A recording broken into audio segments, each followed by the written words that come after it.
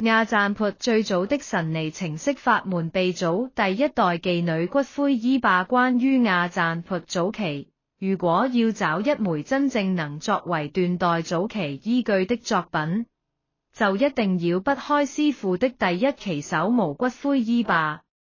亞贊勃最早期的標誌，當年真材實料取橫死之女，空姐並且現場日本領取生骨壓粉。此牌也是亞贊勃早期極具辨識度的重要判斷標準，法相特徵非常鮮明，比一代柏英船要早。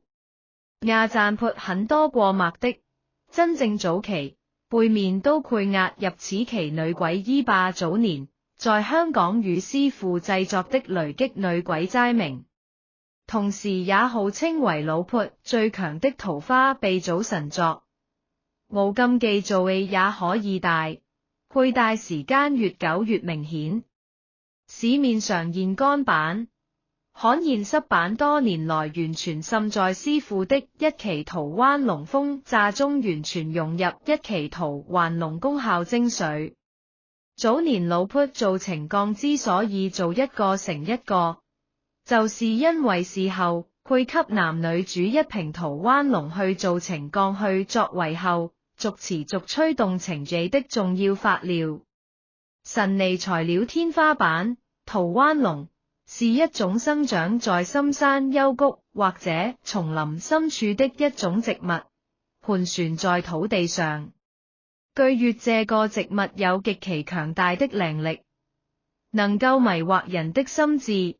以及瓦解人的心理防備和精神。如果閣下是一位沒有修為的人，那麼這個植物可以越簡直是噩夢，因為只要從它上面跨過，你將再也走不出這一片森林了。曾經也有許多師傅為了得到此等植物命喪叢林，再也出不來。獲得此植物必須得要有極其強大的禪定功夫。進去叢林之前就得要入定3小時，等真正進入禪定了，才能夠在注意力不亂的情況下走進叢林取得此植物。